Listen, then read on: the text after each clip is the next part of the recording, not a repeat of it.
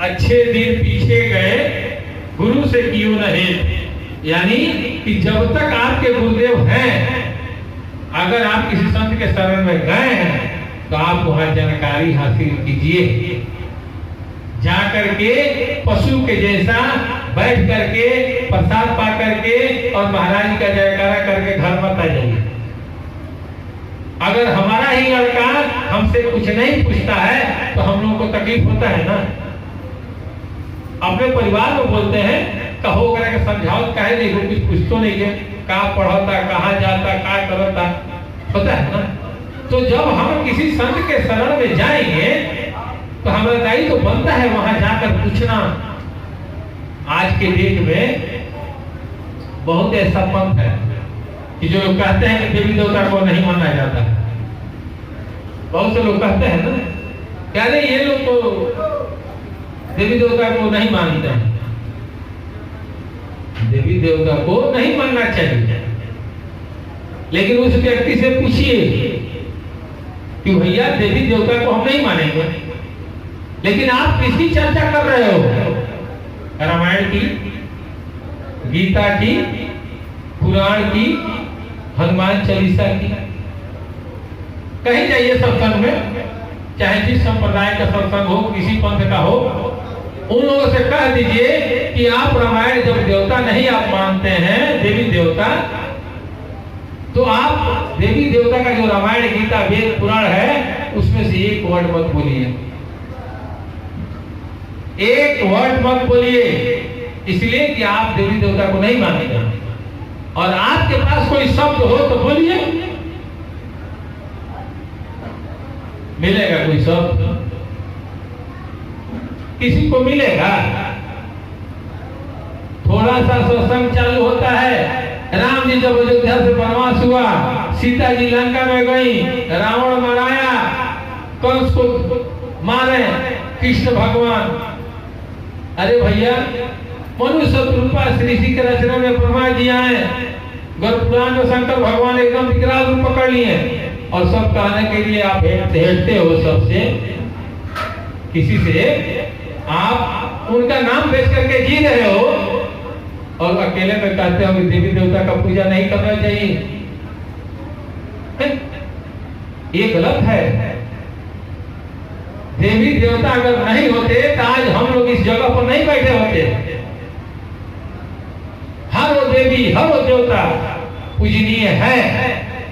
आज हमको प्राकृतिक पानी देती है, हवा देती है फ्री में।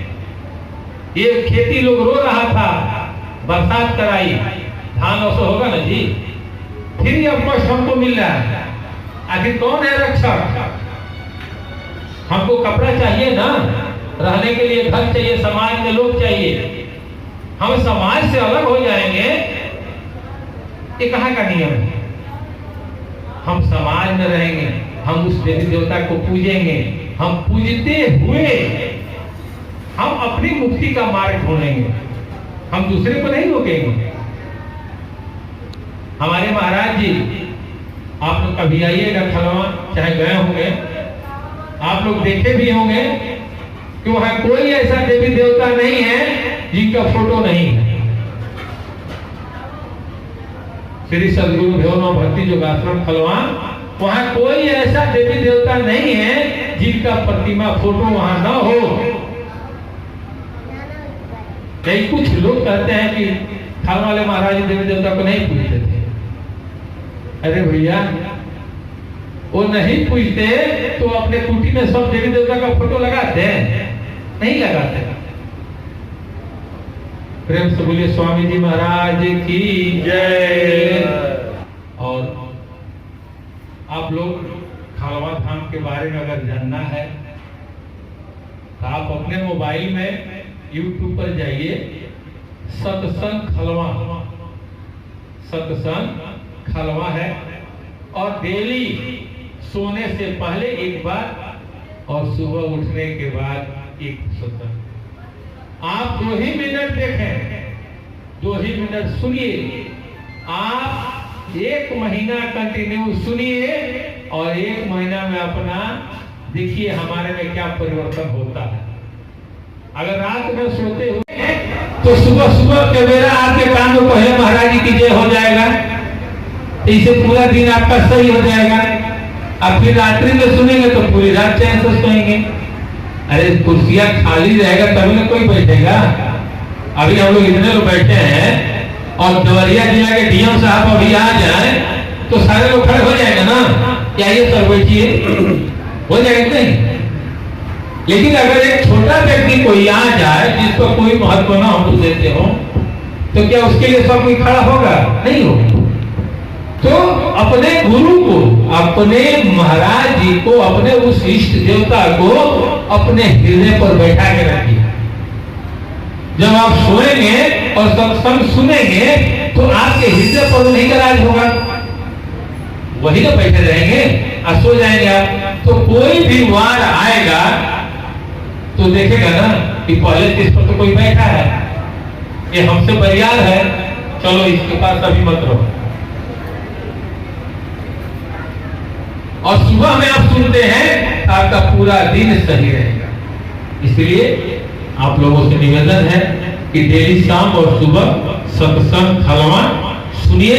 और कोई प्रश्न हो, किसी तरह का प्रश्न हो, आप तुरंत उसमें मोबाइल नंबर है, मोबाइल नंबर पर कॉल करके आप पूछ सकते हैं कि दुबे भैया ये कैसे।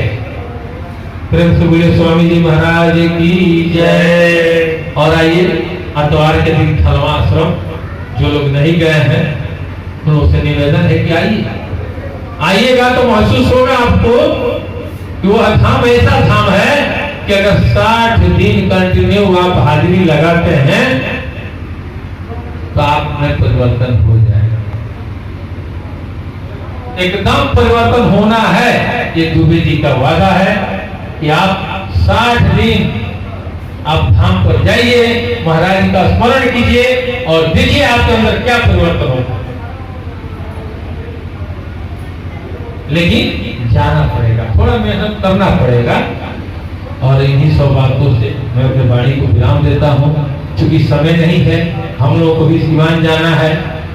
और मैं दुबे जी की प्रतिज्ञा किया हूँ कि जब तक मेरी सांस रहेगी तब तक अपने गुरुदेव की चर्चा जन जन तक करते रहेंगे। प्रेम से बोले स्वामी जी महाराज की जय, खलवा धाम की जय।